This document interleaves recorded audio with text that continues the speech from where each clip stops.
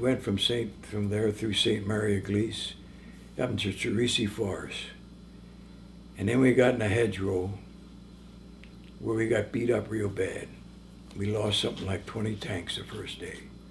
If anybody knows anything about World War II, if they know the hedgerows, that was the worst.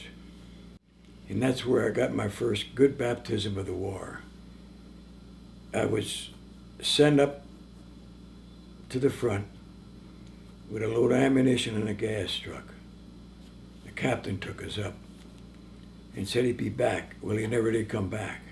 So I got caught in between the United States and German line and couldn't get out because they had a big artillery battle going between the two.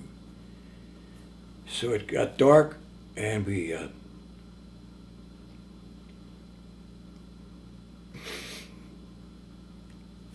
excuse me. It got dark and we dug foxholes, and I had 4 men with me, and I got a word back that I lost 2 of them, but I didn't. So all at once we were sitting in there, and I heard something coming in front of the foxhole, and I ordered the guy to stop. I gave him the password, and he gave it back. And finally, he came up to my foxhole, and he says, "You got to get out of here right now, or you won't never get out of here. There's going to be a big battle going on." So I took these 4 men, and I got us out. And knew the way back. And when I got back, the lieutenant and a bunch of men were waiting because they thought I lost 2 men. And I never did forgive this captain. I don't blame you. But God bless his soul, 2 weeks later he got killed. A landmine hit his Jeep and he got killed. I just think every day you're sleeping in a hole. The first thing you had to do is dig a foxhole all the time.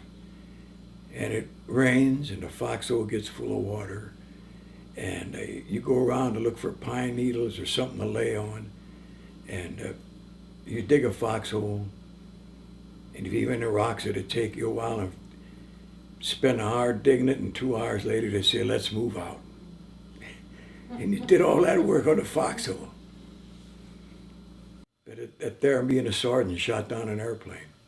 I don't think anybody else ever did that. That sucker come down the valley every morning. Where we were at, we'd see him. So one day we asked the captain if we could try and get him. We set up 250 caliber machine guns that way and fired them, and the tracers were right. We got him. Shot him down. The gun would be stuck in the ground with the helmet on, but they covered it up because they didn't want you to see the American soldiers dead, you know. Germans, there were so many dead one time in the road, they shoved them off with a bulldozer so that we could go by. There ain't no lie. They caught them down in a valley. The officers are something else. Now we're in the Battle of the Bulge. We're on the defense. They needed liquor.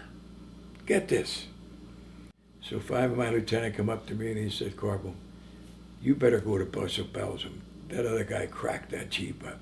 I had to go to Brussels, Belgium and get liquor for them officers during the battle. Stopped all night long, drove and stopped I don't know how often they checked you. It was bad because the Battle of Bulge was going on. But they had to have their brought it all the way back and they never even gave me none.